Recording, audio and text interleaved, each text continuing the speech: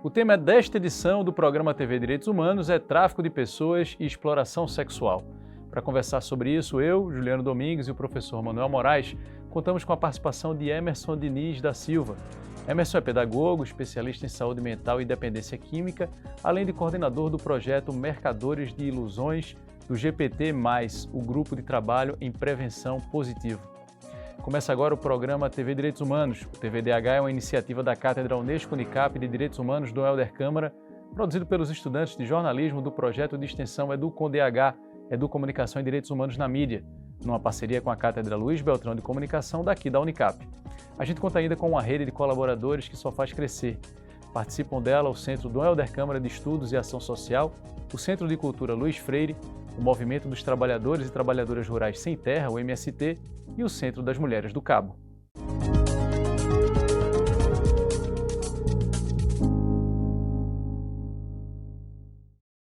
O tráfico de pessoas é mais comum do que você imagina. Dados da Organização das Nações Unidas indicam que esse crime atinge 2,5 milhões de pessoas no mundo e movimenta 32 bilhões de dólares por ano. Além de render muito dinheiro, o tráfico de pessoas está ligado diretamente a desigualdades sociais, econômicas, raciais e de gênero, tanto que as principais vítimas são mulheres, crianças pobres e refugiados e refugiadas. No Brasil, o cenário é preocupante. Entre os anos de 2012 e 2019, os canais do Ministério dos Direitos Humanos registraram quase 6 mil denúncias. Entre 1995 e 2022, 60 mil trabalhadores e trabalhadoras foram encontrados em situação análoga à escravidão no país, segundo o Observatório da Erradicação do Trabalho Escravo e do Tráfico de Pessoas. Emerson Diniz, muito obrigado, professor Manuel? Muito obrigado por participar do nosso programa. A gente trouxe aí alguns números, que dão uma dimensão do tráfico de pessoas de uma maneira geral. Mas a ideia é conversar aqui mais especificamente sobre tráfico de pessoas e exploração sexual. Como situar o recorte da exploração sexual nesse contexto mais amplo do tráfico de pessoas? Seja muito bem-vindo. Obrigado pelo convite, para a gente é um prazer muito grande, trazer esse tema, que é um tema que a gente já trabalha dentro dos territórios, A gente trabalha no campo da prevenção, é bom a gente focar, porque quando a gente pensa numa rede, o tráfico como uma rede é uma rede muito ampla e tem várias pessoas, que fazem parte desse processo, que é um sistema. E aí a gente vem nesse campo, dentro do processo da prevenção, para trabalhar junto com as profissionais do sexo, e aí a gente faz esse recorte, porque a gente precisa entender a questão da prostituição é uma coisa e o tráfico de pessoas é outra coisa. As pessoas que são adultas, ela pode utilizar, do serviço do corpo para se sobreviver, mas elas não podem ser exploradas. Então a gente trabalha para que elas não sejam exploradas. E aí a gente faz um trabalho, de prevenção e de educação, seja com as meninas que trabalham nas ruas ou nas meninas que trabalham nos cinemas pornôs. E aí a ideia é da gente conversar com essas pessoas. Para além da gente trabalhar com essa temática, da questão da prevenção ao tráfico de pessoas, a gente também trabalha a questão dos direitos humanos. E aí é fundamental a gente pensar que o tráfico de pessoas é muito ligado à desigualdade social. As pessoas não saem do seu canto, do seu habitat para ir para fora porque querem ficar ricas. Elas querem mudar de vida, querem sair daquela vulnerabilidade extrema para ter pelo menos algo para sobreviver. E aí as pessoas, se utilizam da má fé, fazem um convite, chamam essas pessoas, e elas caem nesse processo da ilusão, e aí quando chega lá, perde tudo, Perde o passaporte, perde o seu jeito de ser, e aí você começa a ser, de fato, traficada, a ser explorada sexualmente. Professor Manuel Moraes, a gente trouxe nesse texto de abertura do programa alguns dados que são dados disponibilizados pela própria ONU. O que a gente pode inferir significa que essa, de fato, é uma pauta relevante para a ONU. A gente pode chegar a essa conclusão, quer dizer, o tráfico de pessoas é uma pauta relevante, de fato, para a Organização das Nações Unidas? Muito obrigado pela pergunta, Juliano. Não só como nós temos um documento internacional, que é o Protocolo de Palermo, que orienta internacionalmente, pactua internacionalmente uma série de medidas do ponto de vista da prevenção, do enfrentamento e, naturalmente, da redução de danos. Porque é muito importante essa fala que você trouxe, porque a ideia não é criminalizar, é, na verdade, compreender que essa pessoa é vítima. Quem está sendo traficado é vítima de um sistema maior de vulnerabilidade social. E quando a gente pensa nesse contexto, Emerson, de tráfico de pessoas, talvez quem está acompanhando a gente imagine que se trata de algo, que é objeto de ficção, coisas de filme, de novela. e não tem ideia de como isso acontece no dia a dia, às vezes próximo da pessoa, né? E aí eu queria te perguntar, é isso mesmo? Quer dizer, o tráfico de pessoas e sobretudo quando a gente pensa, né, voltado para a exploração sexual, é mais comum do que a gente imagina? Oxe, bem mais comum. Porque a gente trouxe alguns dados, mas eu imagino que deve ser Não. subnotificado, né? Isso. Eu acho que assim, existe na imaginação das pessoas, né, o processo de que a ficção, porque a gente teve algumas novelas que já tocaram no ponto, e aquilo fica muito, mas isso aqui é só caso de novela, porque a gente é tema que é tão sensível que a gente também não tem no nosso dia a dia esse processo da discussão. Mas quando a gente vai para dentro dos territórios, quando a gente começa a fazer uma escuta qualificada, porque assim, quem passa pelo processo também tem medo de falar. Porque não é fácil você falar. Porque quando você faz uma denúncia, você está denunciando o caso, mas você também está denunciando que tem outras pessoas por trás. E aí é para a gente ficar atentos e atentas. Um exemplo, hoje a gente tem um Sistema Único de Saúde. Muitas dessas pessoas passam pelo Sistema Único de Saúde. E aí, se esses profissionais não são capacitados para poder ter essa escuta qualificada, para saber que a pessoa que chegou com aquele sofrimento, né, porque passou por algum processo de violência, isso aí foi uma violência que foi provocada, ela está sendo submetida a isso por quanto tempo, como foi, para poder entender a situação. Mas é um tema muito delicado de se falar, e a gente não tem essa habitual, e as pessoas pensam que é caso de ficção mesmo. Não, o tráfico de pessoas só existe lá fora, negócio muito longe da gente. E a gente está vendo aí, porque o tráfico de pessoas também anda muito com o processo de trabalho análogo à escravidão, porque uma coisa dentro do sistema é um combinado com o outro. E aí não são coisas muito diferentes. Se a gente for pegar, principalmente os lados mais pobres do nosso país, a gente vai ver a desigualdade social muito grande, as vulnerabilidades são extremas, e hoje a gente está vivendo as pessoas estão passando fome de fato, e elas precisam ter outros processos de sobrevivência. E aí esses convites, quando vêm, né, se a gente não tiver atento para esse convite, é que a gente vem como um processo de uma armadilha. Porque, na verdade, a gente quer sair dessa vulnerabilidade para ter um sustento, mas aí como é que a gente faz? Se a gente não conversar isso, como é que a gente vai trazer o processo de educação para dentro do ambiente escolar? Porque tem coisas da nossa sociedade que é pela educação básica, são temas importantes que a gente não consegue trazer para o dia a dia. Agora, professor Manuel, a gente falou aqui, né, tanto na fala do nosso convidado, Emerson, como também na abertura do programa, dessa associação entre o crime, né, de tráfico de pessoas e uma série de desigualdades. E aí eu pergunto, né, o quanto o nosso histórico, né, de dominação, de autoritarismo, de colonialismo, nos ajuda a compreender a permanência, melhor dizendo, né, de crimes associados justamente à temática do tráfico de pessoas. Juliano, veja, nós estamos diante de um fenômeno que é típico do capitalismo, né? Tudo vira produto, tudo vira preço, tudo vira algo a ser comercializado, inclusive o corpo. Então, o corpo, quando vira produto, e Foucault traz isso do ponto de vista, Michel Foucault, né, um grande intelectual que trabalha essa questão do corpo e as relações de poder traduzidas nessa questão do corpo, esses corpos que são traficados, são vilipendiados, né, por esse tipo de violência, eles são os corpos negros, né, em grande maioria, da periferia, que não tem acesso, né? Então, dentro da falta de perspectiva, a pessoa vê aquele convite como sendo uma oportunidade. Eu vou para a Espanha, eu vou para a Inglaterra, eu vou para a Europa, eu vou para os Estados Unidos e tal. E geralmente esse coiote, essa pessoa que viabiliza essa viagem, promete a essa pessoa sonhos, né? Oportunidades. Geralmente são artistas, pessoas que querem ser e querem viver de forma honesta a sua opção sem que isso prejudique ninguém. Então é importante que a gente trabalhe a ideia da não criminalização e compreendendo de que esses dados que a gente tem econômicos, eles são clandestinos, porque como são um crime, esses dados são subnotificados. Então, a indústria que lucra com o corpo dessas pessoas rende muito mais dinheiro do que esses que são perceptíveis, porque esse recurso que a ONU ofere, que identifica, é exatamente em função de relatos, das investigações da Interpol, né, que vai, de fato, desencadeando essas investigações. Não, só para que não haja nenhum mal-entendido e que fique nítido, a não criminalização da ação da vítima, não é isso, professor Manuel? Isso, do criminoso que ganha dinheiro com a vítima. Certo. A vítima é a pessoa que, em tese... A criminalização do Do criminoso. Não, exatamente. Isso. São duas coisas, para ficar bem Não, claro. exatamente, só para. Porque quando você veja, falou assim, a nós não temos criminalização. a só pra- criminalização do tráfico, Certo. a criminalização da prostituição, entendeu? Prostituir-se em si não é crime, Certo. entendeu? Ou seja, você pode dispor do corpo em função do interesse seu, e isso não é crime. Agora, o crime é o uso, toda a corte, todo mecanismo que explora e ofere recursos e lucros dessas pessoas. E aí, no próximo bloco, a gente vai falar sobre as medidas de prevenção, né? Vocês devem estar vendo que a gente está com esse kit aqui, daqui a pouco a gente vai entrar em detalhes no próximo bloco, vamos falar sobre isso.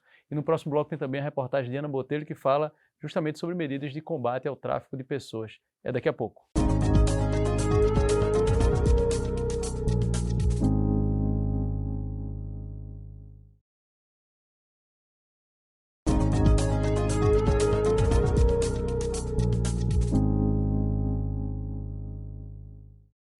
Estamos de volta com o segundo bloco do TV Direitos Humanos, que nesta edição traz como tema tráfico de pessoas e exploração sexual. E a gente abre esse bloco com reportagem de Ana Botelho sobre prevenção e fiscalização no combate a esse tipo de crime. Vamos conferir. O tráfico de pessoas, uma das atividades mais perigosas do século XXI, se destaca por desrespeitar diretamente os direitos humanos e por ser altamente lucrativa para os criminosos. O Protocolo de Palermo de 2003 da Organização das Nações Unidas define claramente o tráfico de pessoas como um ciclo perverso de transferência, recrutamento, transporte e abrigo. Isso tudo permeado com o uso da força, ameaças e abuso de poder. Estudos da OMT, Organização Mundial do Trabalho, apontam que o tráfico humano movimenta astronômicos 32 bilhões de dólares anualmente. Dessa soma, 79% das vítimas encontram-se encurraladas na rede da prostituição, com destinos terríveis envolvendo comércio de órgãos e trabalho escravos, em setores como latifúndios, pecuária, oficinas de costura e construção civil. Segundo o Escritório das Nações Unidas sobre Drogas e Crime, de 2012 a 2014 foram detectadas 63,2 mil vítimas de tráfico em 106 países. É o terceiro crime mais rentável, para você ter ideia. Só perdendo para o tráfico de armas e para o tráfico de drogas. Então, qual é a maior dificuldade que a instituição encontra? E aí eu acredito que a Defensoria, não só a Defensoria, todas as demais instituições do sistema de justiça, identificar a vítima e fazer um trabalho preventivo para evitar o cometimento do crime. Mulheres são as principais vítimas de exploração sexual. Os homens também enfrentam um crescimento no tráfico para trabalho forçado e sexual. E as crianças, infelizmente, continuam sendo o segundo grupo mais afetado, representando entre 25% e 30% das vítimas. A vulnerabilidade, quando a gente fala de tráfico de pessoas, não é só a vulnerabilidade econômica, mas principalmente, né? Quando a gente observa também uma questão de vulnerabilidade, a discriminação de raça, de gênero. Tanto é que a gente observa que a maior parte das vítimas são do gênero feminino, né? Mais de 70% das vítimas ou são meninas ou mulheres. Então a gente vê que tem uma questão de gênero muito forte quando a gente fala de tráfico de pessoas. Mas especificamente da vulnerabilidade econômica, o desemprego, né? A esperança de buscar uma situação melhor, isso faz com que a pessoa se coloque numa situação de vulnerabilidade e se torne uma presa mais fácil para o criminoso. No Brasil, a situação é alarmante, com 241 rotas de tráfico nacional e internacional para exploração sexual de mulheres e adolescentes. O Nordeste é a segunda região com mais rotas do tráfico, perdendo apenas para a região Norte. A criminalidade cresce a cada ano, exigindo uma mobilização urgente contra esse mal. A denúncia e a conscientização são ferramentas poderosas. Para denunciar, aqui em Pernambuco, ligue 3421-9595 ou através do 180. E aí, então, voltando a conversar com o Emerson Diniz e com o professor Manuel Moraes, pegando o gancho da prevenção. Emerson, então conta pra gente, eu estou aqui com o kit do Mercadores de Ilusões. Primeiro, conta pra gente o que é o Mercadores de Ilusões. Então, Mercadores de Ilusões é um projeto, né, que ele na verdade, é um dos primeiros projetos voltado para trabalhar prevenção, né, para os profissionais do sexo, garotos de programa e as meninas travestis e transexual. E aí, dentro do bojo do projeto, a gente trabalha tanto redução de danos, trabalha prevenção às ISTs e também prevenção ao tráfico de pessoas, porque são temas, né, são processos que as meninas passam dentro desses territórios. E aí, professor Manuel, a gente, quando pensa em prevenção, fiscalização, pensa normalmente, né, no Estado, no papel do Estado e em políticas públicas. E aí, de que maneira, o senhor que acompanha as organizações sociais há tanto tempo, de que maneira o senhor visualiza essa interação entre o Estado, através das suas políticas públicas, e organizações da sociedade civil nesse trabalho de prevenção e de fiscalização? Fundamental, no mundo inteiro, é um movimento que se organiza, né, na defesa da dignidade humana. Porque, como eu dizia no início, né, do programa, é importante a gente lembrar que a pessoa que está sendo traficada, ela é a vítima. Então, muitas vezes, ela se insere nesse contexto de violação sem nem perceber que vai ser violada, que vai ser sequestrada, que vai entrar num trabalho análogo à escravidão. Então, quando ela se coloca nesse lugar, ela está em outro país. Quando ela se percebe, ela está em outro país, uma língua que não sabe, não conhece as autoridades locais e se vê num processo realmente absurdo, né? São relatos absurdos que existem e é muito importante a gente lembrar que no ambiente, né, de turismo, esses grandes embarcações, né, que chegam na costa brasileira, existe com esses, digamos, turistas, né, um grande perigo, um perigo iminente de aporte, né, de fazer com que haja essas conexões que são criminosas. Inclusive, a gente estava até conversando a respeito Isso, era isso que eu ia disso. dizer. Antes de começar o programa, a gente estava falando também sobre isso, né, Emerson? Vai lá. Foi. No período do verão, né, a gente tem a rota, né, do Maranhão para cá, né, você vem descendo até Recife, os grandes transatlânticos, e aí é um chamamento muito grande desse processo de convite para. Não são as pessoas que eles vêm nesse primeiro momento, vai lhe levar. Ele vem, ele cria uma confiança, porque esse criminoso, ele não vai pegar você à força e vai levar. Então, ele vem no processo, ele vai começar a saber sobre sua história, ele vai lhe ajudar financeiramente, ele vai lhe ganhar, para depois ele vir com o processo do convite. E aí, por isso que o convite parece ser verdadeiro, porque é uma pessoa que você minimamente está tendo algum contato. E aí, quando você chega lá, essas pessoas tomam seu passaporte, tomam toda a sua documentação, e aí você fica no processo da escravização, né? Ou seja, Emerson, tem um método, é isso que você está Sim. dizendo, quer dizer, e normalmente, independentemente dos grupos, o método é basicamente o mesmo, É é isso? basicamente o mesmo. E quando a gente pensa em tráfico, né, a gente pensa, isso a gente estava conversando também, professor Manuel, antes do programa começar, a gente pensa num tráfico internacional, né, de pessoas, né, pessoas saindo daqui, a gente vai falar sobre isso já já, mas você me falou que também é comum o tráfico dentro do país, é isso? Sim. E é mais comum do que a gente imagina, inclusive. Muitas das pessoas que saem daqui vão para São Paulo, vão para Rio de Janeiro, e aí passa pelo mesmo processo. E ainda tem um detalhe, quanto mais novo, né, as pessoas são, mais novo, fica mais fácil para poder fazer o processo. Um exemplo, as pessoas que passam pelo processo de transação, né? Então, geralmente, os convites é mais os meninos novos de 15, 16 anos. Explica pra gente, para quem está acompanhando, o que é o processo de transação. Pronto, é o menino que se percebe, né, enquanto menina, então ele está no processo da transação, ele sai do processo do corpo masculino para o feminino, e aí vai virar uma mulher trans ou uma mulher travesti, e aí recebe esse convite, e aí para você colocar seio, passar pelo processo da transação. E aí essa pessoa, depois desse processo todo, né, desse apadrinhamento, ela pega e vai para fora para poder trabalhar. E aí pensando ela que vai ter o trabalho, que seria o trabalho digno, né, do processo dela, não vai. Então lá ela vai ser escravizada. E aí você falou E aí que são quanto mais comuns, nova né? eles fazem esse processo, fica mais fácil. E você falou também que são comuns os relatos de uma dívida impagável, né? É. Quer dizer, em função de Porque, processos como como esse. é uma rede, essa pessoa não tem contato com pessoas de fora. Então, exemplo, vai querer comprar uma calcinha, querer comprar uma calça, alguma coisa, sempre compra dentro do próprio estabelecimento. Então, uma calcinha que seria R$10, lá vai ser 30. Ou seja, então é uma dívida que não tem mais fim. Porque é para que a pessoa não tenha acesso, para que isso não saia daquele campo, entendeu? Então, jamais ela vai passear no shopping, ela vai para uma feirinha, porque essas pessoas têm medo delas falarem. Porque se eu estou passando por um processo, né, de sofrimento, lógico que onde eu chegar, mesmo sem saber a língua, mas eu vou querer externar, alguém me ajude, que eu estou sofrendo. E aí elas não saem desse processo, ficam sempre lá. E ainda tem um agravo, né, a questão das drogas. Porque muitas ficam se drogando para poder fazer 8 programas, 10 programas numa única noite. E aí qual é o corpo que aguenta? Nenhum corpo aguenta isso. Professor Manuel, a gente falou aqui em trabalho análogo, situação análoga à escravidão.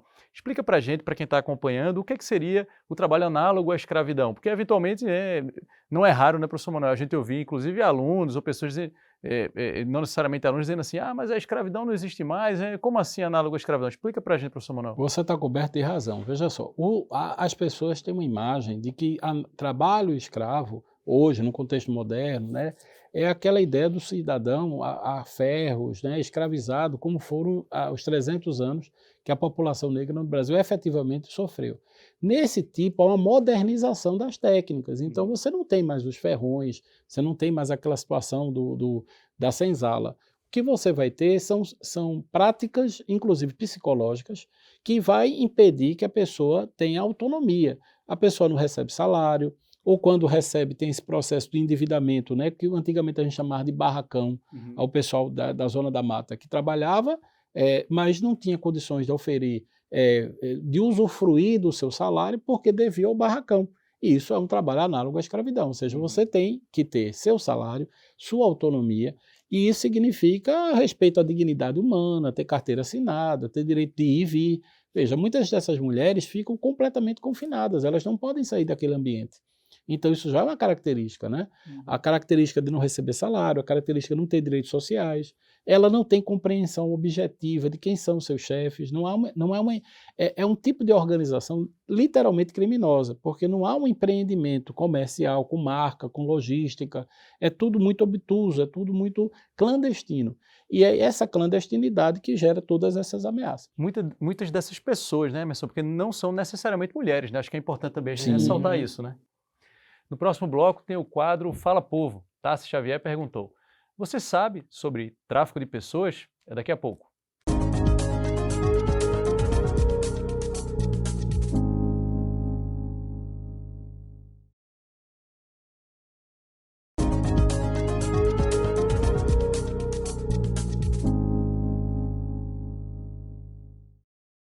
Estamos de volta com o terceiro bloco do TV Direitos Humanos, que nesta edição fala sobre tráfico de pessoas e exploração sexual. Agora é a hora do quadro Fala Povo, com Tassi Xavier.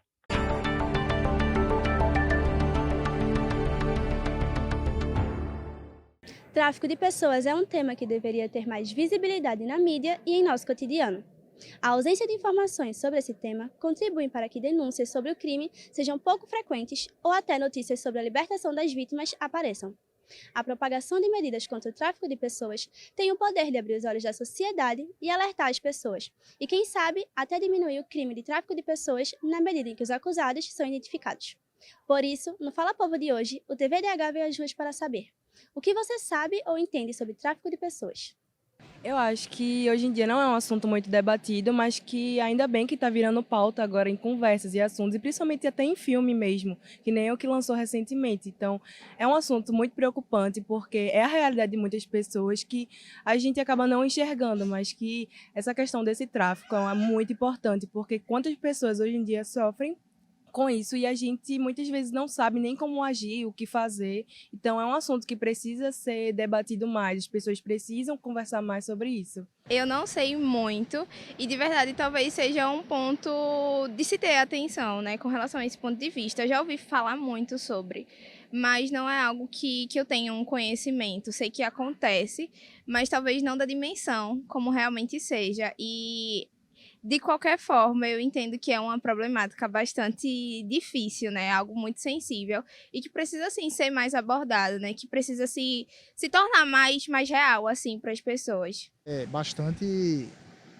que não deveria existir, né? Mas que tem pessoas que se aproveitam em sequestrar pessoas para talvez traficar órgãos humanos, que tudo faz um contexto. Aí existem muitas questões. Existe a questão do órgão humano, né? Como também a questão da sexualidade, e aí envolve muito a questão de crianças que serem sequestradas para a questão de pedófilo, essas coisas, entendeu? Então tá tudo ligado, né? A questão de tráfico humano, ela liga muito a questão de sexualidade, a questão de tirada de órgãos de formas ilegais. Então vamos continuar a repercutir aqui, se as pessoas sabem, se não sabem.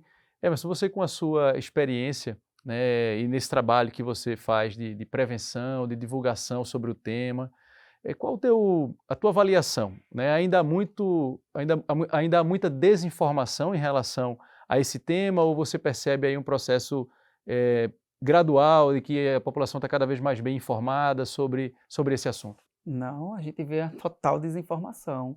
Porque acho que o que a gente estava conversando nos primeiros blocos, né? A história do que fica no imaginário, é tema de filme, é tema de ficção, é muito longe da minha realidade. Então a gente não vê muita mudança não. O que a gente tenta é, junto com as instituições, a gente fortalecer esse processo das campanhas educativas. Um exemplo, a gente vai vir agora no período do carnaval. A ideia da gente pegar os grandes polos, que vêm esses grandes artistas, da gente também trazer essa temática, um vídeo no telão, né, entre uma banda e outra, enfim, mas criar estratégias, porque essas festas que a gente tem também servem como espaço para convite. E aí a gente precisa trazer para dentro dessa realidade. Quando eu estou lá numa festinha do carnaval, fazendo todas as histórias, vem essa temática, ó, então isso aqui... Até porque tem essas histórias. Quando a mídia coloca, parece que se torna uma realidade. Quando a gente fica conversando no nosso dia a dia, tu é louco, é negócio da tua cabeça. Mas não, quando você vê um tema numa novela, aí começa a ganhar uma repercussão, sabe? E quanto mais a gente vai falando, mais as pessoas vão dizendo, poxa, eu acho que isso é verdade. E a gente teve recentemente esse caso das vinícolas, né? E a gente viu como estourou aquilo. Então, uma coisa vai se caminhando com a outra. Mas, assim, no processo educacional mesmo, a gente está vendo uma grande desinformação. E a gente observa, né, professor Manuel, que os eventos normalmente são associados a grupos que historicamente são vulneráveis, né, quando a gente pensa na história do Brasil. E a gente pode supor que há ainda um preconceito muito grande, quer dizer, essa desinformação ou a falta de entendimento se deve, em tese, ao preconceito ou a uma estigmatização de determinadas atividades ainda numa cabeça ainda muito conservadora. Seria possível a gente pensar também a partir dessa perspectiva? Faria sentido, professor Manuel? Total sentido, porque a sociedade, de uma forma até hipócrita, né, não quer levantar essa questão como sendo uma questão central de organizações como a prefeitura, o governo do estado, né? É importante que nós tenhamos políticas públicas de enfrentamento a essa questão. Quando a sociedade não encontra isso como um tema central, isso não é tema das eleições, né? Ninguém deixa de ser eleito prefeito porque não tem uma política sobre isso, ninguém coloca isso na condição de vereador, deputado, você não elege um político em função dessa bandeira. Então, quando isso perde força politicamente, isso é muito grave para a sociedade, porque mostra o adoecimento, né? Você percebe também isso, Emerson, Percebo. o preconceito da população em abraçar, digamos assim, a causa? Eu acho que é muito do que o professor está trazendo. E a gente, mesmo, enquanto sociedade civil, mesmo trabalhando no campo da prevenção, mas a gente também atua politicamente, né? A gente aqui no estado temos o GT de enfrentamento ao tráfico de pessoas. E aí tem as instituições da sociedade civil, mas também tem algumas instituições estratégicas, né, como o 6º TRT, temos a Freedom. Então é um campo, né, político também para a gente poder pensar para além. Um exemplo, a gente estava até discutindo isso, né, para além do nosso estado. Tem atividades que a gente faz que é a nível nacional. E aí isso é o que faz o fortalecimento, mas que a gente de fato precisa que o Estado venha tomando as rédeas, né? Que tome a frente nesse sentido, porque o Estado é o que tem a garantia do recurso para você fazer uma boa campanha de prevenção, para você também trabalhar essas desigualdades dentro dos territórios, para dar possibilidade de vida às pessoas, dar a sobreexistência dessas pessoas, mas enfim. É um negócio que a gente vai lutando sempre, né? Como todos os direitos no Brasil foi assim. E aí, professor Manuel, dentro da estrutura institucional e política brasileira, seria competência de quem, né? Ou é solidária, tanto de municípios quanto do Estado, de estados, como também do governo federal, da União? Como é que seria a divisão das competências nesse caso? Tudo depende do contexto em que a denúncia se desenvolve no processamento investigativo. Em tese, o crime é federal porque trata de tráfico de seres humanos, então envolve fronteiras, questões que estão conectadas até com a Interpol. Mas também, é claro, você não pode desobrigar as polícias estaduais e a polícia civil local, porque é a porta de acesso à ação penal. Então, a investigação da polícia civil se faz necessária. Toda delegacia deveria receber, né, acolher qualquer tipo de denúncia para exatamente iniciar o processo investigativo. E esse processo investigativo tem vários outros crimes conexos, porque você não só tem o tráfico, como foi dito, você tem a fraude. Muitas vezes a pessoa usa nomes falsos, então você tem uma série de crimes que estão conectados a esse tipo de violação. E ainda muito, Emerson, o que aperfeiçoar nesse funcionamento, nessa interlocução entre as instituições, no sentido de tornar mais efetiva não somente a prevenção, mas também o combate ao tráfico de Muito, pessoas. muito. A gente tem muito. Acho que assim, a passos lentos, pelo menos estamos fazendo coisas que a gente não estava fazendo há anos anteriores. Mas assim, o ideal mesmo é que a gente tome isso como uma pauta principal, para que a gente de fato veja as coisas acontecendo, inclusive esse processo educacional, ele venha para a gente poder alertar as pessoas para. Porque assim, o que é que a gente consegue? É depois de um caso, naquela região a gente vai lá e trabalha. E aí trabalhou, amenizou aquela situação, parou. E aí a ideia não é essa, a ideia é que a gente traga isso e fique fazendo, sistematizando, né, o processo educacional. Mas aí é aquela história todinha que a gente fica pensando, né, de como a gente trazer um tema tão delicado para dentro, se as pessoas não querem conversar. E se também o Estado do outro lado, que seria a pessoa a abrir, né, o processo, também não traz essa pauta à tona. Eu acho que a gente precisa conversar mais, sabe? E a gente percebe aqui no panfleto de vocês, do Mercadores de Ilusão, que tem aqui uma foto de uma pessoa com passaporte, como sendo uma pessoa que tivesse prestes a embarcar internacionalmente. Esse ainda é o grande desafio, quer dizer, essa sedução por uma vida melhor fora do país ainda é a principal estratégia, é isso, Ainda é. dos grupos que trabalham com o tráfico? Ainda é. Até porque essas pessoas que são convidadas vivem em vulnerabilidade extrema. Um exemplo, você pegar hoje, você sai de casa, né? Muitas das meninas trazem esse relato. Ó, saí de casa, me maquiei, tomei banho, fiz todo um processo, né? Para poder chegar na pista. Chego na pista, consigo 50, 60 reais. Poxa, uma noite toda de trabalho, nem tirou a passagem, nem tirou a maquiagem, nem nada. E aí vem uma pessoa de fora, onde faz um convite dizendo, olha, você pode ganhar mais, bora tentar. E aí é claro que essa pessoa vai, porque ela não quer ficar rica, ela só quer ter condições para sobreviver. No próximo bloco tem o quadro Educar para os Direitos Humanos, que é quando os nossos convidados respondem uma pergunta feita por você, que acompanha o nosso programa. A gente volta daqui a pouco.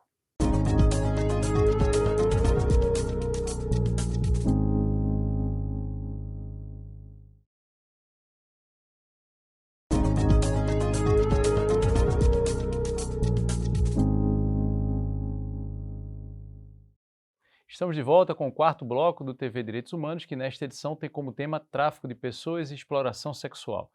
Agora, o nosso convidado, Emerson Diniz, e o professor Manuel Moraes respondem uma pergunta enviada por quem acompanha o nosso programa. É a hora do quadro Educar para os Direitos Humanos com Alex Souza.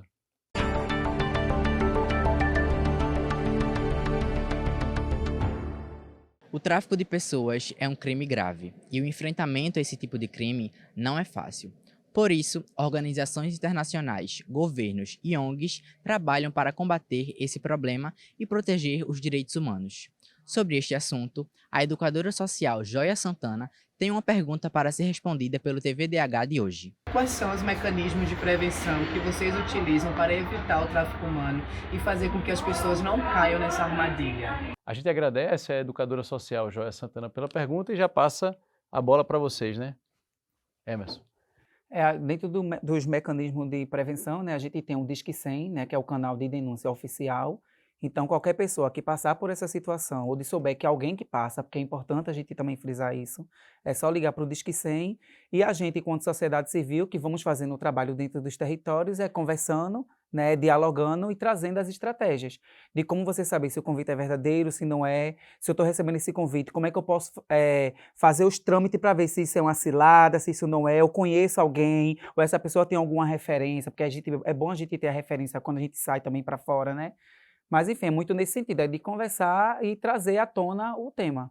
O Disque 100, né, professor Manuel, faz parte de uma estrutura, isso de registro de denúncias vinculado ao Ministério dos Direitos Humanos, né? E aí, uma vez chegando essa denúncia, quais são os próximos passos? O que é que acontece a partir daí? Aí existe todo um fluxograma de capacitação dessa informação, né, e qualificação disso para chegar até o órgão de ponta, né, do sistema de proteção à pessoa humana. E aí, Emerson, eu imagino que você já teve contato com mais de uma pessoa que passou por essa situação, né? O que é que você pode nos trazer, assim, de realidade, né? O que é que acontece com essa pessoa, os danos do ponto de vista psicológico, também físico, para que a gente possa ter uma ideia melhor das consequências do ponto de vista individual. Pronto, ó, é a história que a gente estava conversando da questão do uso da substância química, né? A gente teve um relato de uma das meninas que elas traziam isso nitidamente. Ela não usava nenhum tipo de substância, mas aí ela teria que ser anestesiada, né, em algum processo para poder sustentar aquela condição. E era de você fazer 4, 5, 6, 10. Ela disse, eu já fiz 10 programas numa noite. E assim, parece que quanto mais a gente sofre, mais eles gostam. Ela trazia muito isso. E aí você vê o sofrimento mental dessas pessoas muito grande. Porque assim, quando você sai desse processo, que você vem, também esse processo de como é que essa pessoa, o Estado vai fazer também a reparação de dano a essa pessoa, que não tem. E aí geralmente você vê as pessoas caindo, às vezes caindo mais de uma vez no mesmo processo. Porque as pessoas ainda estão nessa vulnerabilidade tão extrema que não conseguem sair. E aí você escuta a gente dizendo, mas pelo menos naquela época, é assim, o ruim por ruim eu estava lá, pelo menos eu estava tendo alguma coisa, e agora que eu não estou tendo nada? Infelizmente a gente escuta muito isso. E aí a gente precisa, de fato, o Estado, né, precisa dar garantia de sobrevivência para essas pessoas, principalmente para quem já passou por isso, para não voltar, ou para pelo menos nem pensar pela cabeça novamente, que pelo menos ali eu tinha o que comer. E aí, professor Manuel, a gente volta, né, para uma discussão sobre políticas públicas. O Brasil passou por um processo recente de desmonte de políticas públicas, incluindo e, sobretudo, a gente poderia dizer, né, professor Manuel, essas políticas que têm pautas voltadas para a garantia de direitos humanos. E aí, professor Manuel, eu pergunto, de que maneira o senhor visualiza esse processo, digamos assim, de reconstrução ou de reestruturação de determinadas políticas para direitos humanos, e aí, nesse contexto, políticas que possam atender, né, a esse tipo de situação, a esse tipo de necessidade, né, das pessoas que precisam de uma assistência, de uma presença maior do Estado. Você disse bem, veja, política pública quer dizer ação, iniciativa. E nesse caso tem um mandato constitucional. Quando a gente fala da dignidade humana, a gente está falando no centro do artigo 5º da Constituição, na prevalência dos direitos humanos que rege as relações internacionais. Então, repito, esse é um tema global. São tráficos, são organizações criminosas que atuam no mundo inteiro. Então, contra esse tipo de tráfico, você tem que ter uma organização de Estado. Não pode ser só a sociedade civil. A sociedade já faz um papel brilhante, quero parabenizar a Freedom, né, a GTP+, e todo o grupo que atua na sociedade aqui no Brasil fazendo esse enfrentamento, mas isso não pode ficar à custa da sociedade civil.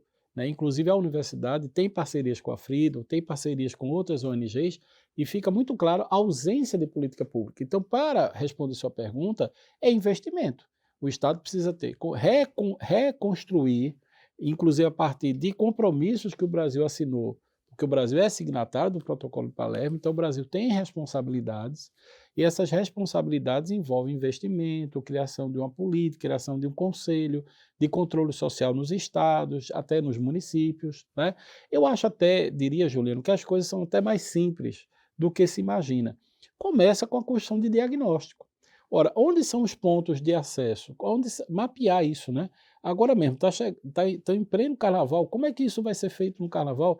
Que políticas públicas podem ser feitas? Às vezes são coisas muito simples, é dar visibilidade ao tema. Se você der visibilidade ao Disque 100, dá visibilidade a esse grupo de apoio, olha, se aconteceu isso, procure essa entidade, procure esse setor, né? Não se deixe enganar, né? Porque se você estiver numa situação em que você não tem uma rede de apoio, ora, qualquer pessoa que viaja para fora do país precisa saber o endereço da embaixada, precisa saber se aconteceu qualquer coisa, quem é que está ali. A pessoa precisa ter uma situação em que, se ela sumir, se ela desaparece, alguém startar uma rede de atenção àquela pessoa.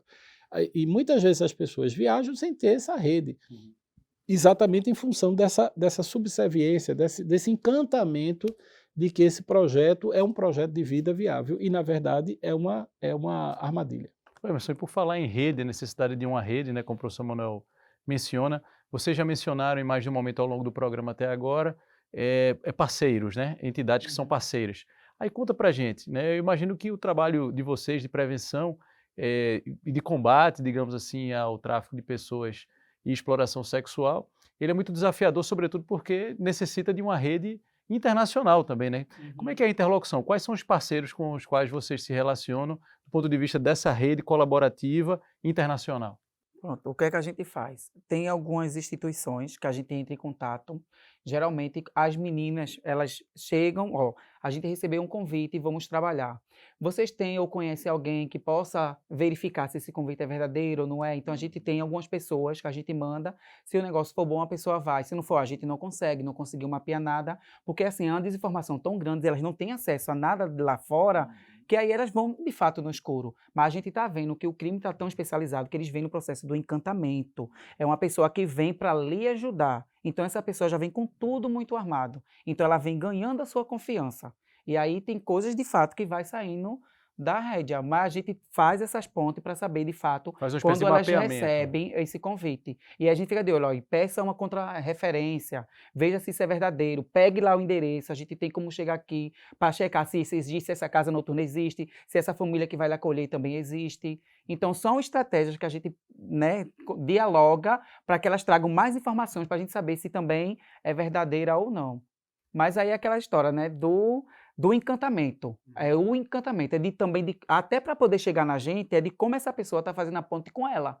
Porque ela está sendo seduzida.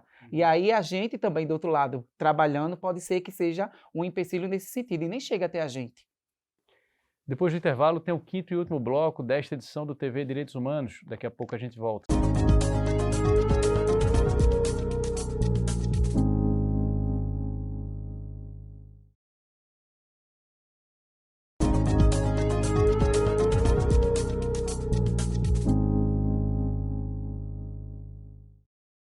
Chegamos ao quinto e último bloco do programa TV Direitos Humanos, que nesta edição fala sobre tráfico de pessoas e exploração sexual, com a participação de Emerson Diniz, pedagogo e coordenador do projeto Mercadores de Ilusões. Emerson, a gente está chegando aí, né, a gente pode dizer que está chegando não, porque já estamos em Carnaval, né? E aí eu queria saber de você, né, o Carnaval é uma data sensível para essa temática e por quê? Ela é sensível porque é uma festa internacional. Muita gente vem para brincar o galo, muita gente vem para fazer a festa do carnaval, que de fato aqui no Brasil é diferente do mundo. E aí o Brasil, de fato, recebe muitos turistas. E aí é o momento da gente focar mesmo e fortalecer as campanhas educativas, seja no trio elétrico, seja nos grandes palanques, nos grandes palcos. Inclusive de colocar isso até no script dos artistas para eles falarem, por que não? Não vem aqui também para usufruir da festa e por que não trabalhar esse processo de prevenção? E aí a gente investir nesse, sabe? Acho que quanto mais a gente conversa, mais a gente traz o tema na pauta, de fato, a gente consegue ver bons frutos. A gente vê, de fato, uma mudança, mas ainda é muito mínima. A gente precisa de mais. E aí é de também do Estado pegar isso como uma pauta, trazer essa visibilidade, né? Trazer holofotes para o tema. E aí eu acho que a campanha do Carnaval seria um pontapé inicial. Professor Manuel Moraes, nesse último bloco, né, professor Manuel e Emerson, a gente faz uma espécie de balanço dessa temática nos últimos anos aqui no Brasil e expectativas daqui para frente, né? Qual é o horizonte que vocês visualizam em relação ao tema, e nesse caso específico, o tema que está sendo tratado nessa edição, né? E aí que é o tráfico de pessoas e exploração sexual. E aí eu pergunto, professor Manuel, que balanço o senhor faz como alguém que acompanha políticas públicas aqui no Brasil, acompanha as correlações de força, né? Os altos e baixos, digamos assim, né? Desses processos. Que avaliação o senhor faz em relação a essa temática em específico, pensando também na perspectiva aí do futuro? Eu acho que o mundo todo está vislumbrando uma grande oportunidade a partir do momento em que você tem fortalecimento de novas experiências, né, que são intercâmbios.